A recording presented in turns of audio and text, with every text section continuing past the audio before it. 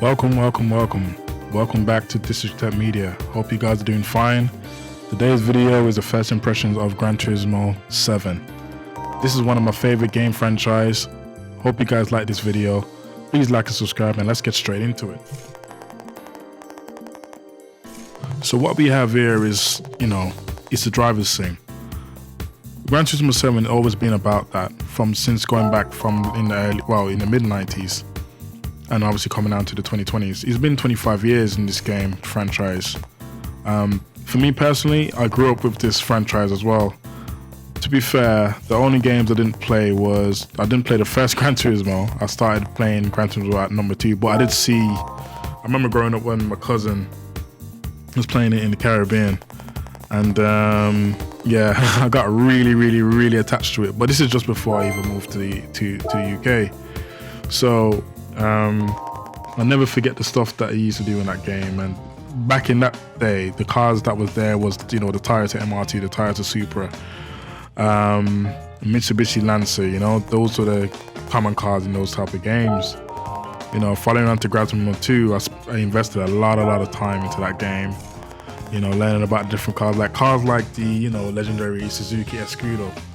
But of course, yes, fast forward to Gran Turismo 7. This game has really more kind of slightly reinvented more so, should I say. So the car that I went for was the Subaru Impreza. Why not? It was just so nostalgic picking that car. I just didn't want to pick anything newer. I just wanted to go with something old from back in the 90s, which I know that would run better. Plus I'm a car fanatic as well. So I went with something like that because I've just thought that, with the customization that it brings into the game, it really would help me to develop the car in a way that I would want it to be. I want to try to go and use all the different types of modifications with it as well. And this game has really gone very intuitive, which I really do love. And trust me, also as well, the look of these cars are just so impressive. Trust me, on the 4K TV, 4K 60 HDR, it's impressive. This game is user-friendly as well. This is the thing I was going to say. Gran Turismo has been a user-friendly game this time where people from all ages can go and play it. Even though the driving has been different, it's not like Forza where it's a bit arcadey. They kind of really turn everything around in this game. And obviously I'm pushing to get a steering wheel as well to see how it will feel with that. So, very user-friendly. I was telling my brothers about it as well, and they've even considered to get the game as well because obviously they played the recent franchises from before anyway, or the recent iterations before. So hopefully, they will jump on board as well since I've been sending them pictures and videos of what I've been doing in the game. Going forward, I'm very impressed with the driving mechanics in this game. There's a sense of realism. Well, of course, it's a driving simulation type of game, so of course there will be a lot more enhanced way of turning. You can't just go into a corner with 170 miles per hour unless you know what type of corner it is, or the different type of apexes running through the game. Gran Turismo has always built himself up to be that type of game and not just an arcade racer, compared to the other competitors like Forza, Grid, and stuff like that. Even like that, that's a rally game, but that's so arcadey to the T. So when I got the game, I had an early pre-order, so you unlock the free cars like the Supra I'm driving here right now. There were a few things when I first started the game. I think I noticed already the feedback from the controller is just as impressive. The triggers as well are just amazing. You feed all types of feedback from it, from the braking and from the acceleration as well. So it's almost more you're infused with the car. Even though you're using a controller, you feel more attached to the car you're driving to. It's almost like you're building a personal relationship. So if there is a favorite car you want to drive, then of course you're more or less fusing as one and to bring that in, So I have struggled to play the game because obviously I'm so used to these arcade races game in recent years and haven't played Gran Turismo for a little while because I remember when 6 came out, I wasn't really interested. It seemed a bit of a letdown, and then obviously they got the recent one, recent Gran Turismo that came out. which is more like he's almost remind me of Prologue. You know what I'm saying? But like, but I know when GT Sport came out, I wasn't really interested in that, so I had to let it go. But once I got word of the new Gran Turismo 7 that's going to be arriving on like the PlayStation 5, then of course I've put my full. I said, yeah, take my money right now. So, but the game is. I would have to say that like it's really pushing boundaries, and I know that they already got over 500 or so cars. So I do wish that, you know, and hope that more DLC, more added content will be added to the game as well. The next thing is as well, what I like is the customization has gone deeper in this game. It's really turned things around. I'm quite impressed. Like again, with this Golf R that I'm currently customizing, I can change the wheel depth. I can change the, you know, I can have a sport on there. I can have the front bumpers. I can change the colors. I can do the lighting. I can put like vinyls on my car. I can make my own vinyls. I can do. He went into fine detail, and I'm sure in the future they're gonna add more bonus content to even customize the car in the way that you would want it.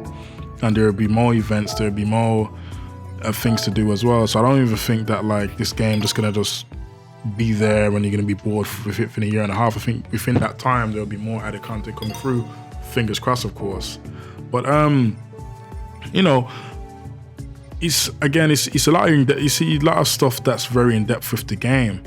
I really would expect like, you know, people to try to learn and understand it a bit more, because there are some secrets in the game that, you know, I didn't know. Like even stuff like with the color customization, I never knew that was, you know, quite, you know, it goes in depth. You can buy your color and then obviously use it and modify it in the way you would want it, you know, stuff like that. I know that there are microtransactions in the game, but again, from what I've gathered, the money's easy attainable. You can get the cash. You can, by winning the competition, you can get the cash in just like that. So I don't know why people want to rush for that. Obviously, if you haven't got the time, got kids and family, then of course go straight ahead. But you know, still, just that's something just to consider. So you're not really a big thing in the game, I'd say. I never needed to go and, you know, pay actual real money to get some credit. I just thought that I'd spend it wisely, just as normal, and just you know, buy the right car at the right time, and then obviously just hopefully just go through it from there. One of the key elements I like about Gran Turismo, and I've always been this person, I love the background music. It's been one of my, well, just one of those things that I really love about Gran Turismo, the background music, because I'm a fan of music as well, you know, who ain't? So the background music that they do play just bring back nostalgia of the other Gran Turismos that I played, you know, Gran Turismo 2, Gran Turismo, I never played 3, but I played 4 and 5. You know, that they were fun games that I love, and I put loads of hours in, and I'm gonna put loads of hours in this game as well. So that's very nostalgic. But I think that they're pushing boundaries in this game. I mean, the other thing I was gonna say, I know that you would have thought that there would have been more damages and stuff to the car, but I think that they would have that license agreement with these other car companies that not to damage the car too much, so they can have scuffs on the paint, scuffs on the tires, or have a cracked headlight, but you can't really like fully damage the car. The car would just literally bounce off the wall, if anything, you know. So it's just I would always recommend people to buy this game. You know what I'm saying? Of course, this is the first impression, so obviously a review might be along the way, you know, at a later date. Of course, I'm just going to be there putting up content, showing you different designs I'm going to do. I'm going to show like different customization of different cars as well. So that's another thing. I just love playing this game. As I said, I'm a big fan of Gran Turismo. I mean, I had my hopes up in this game here. I kept it low at the minute, but like as soon as I got it, I put it in, I was just wowed by the amazement of it. You know, so I hope that I can produce more content with this game franchise in the future.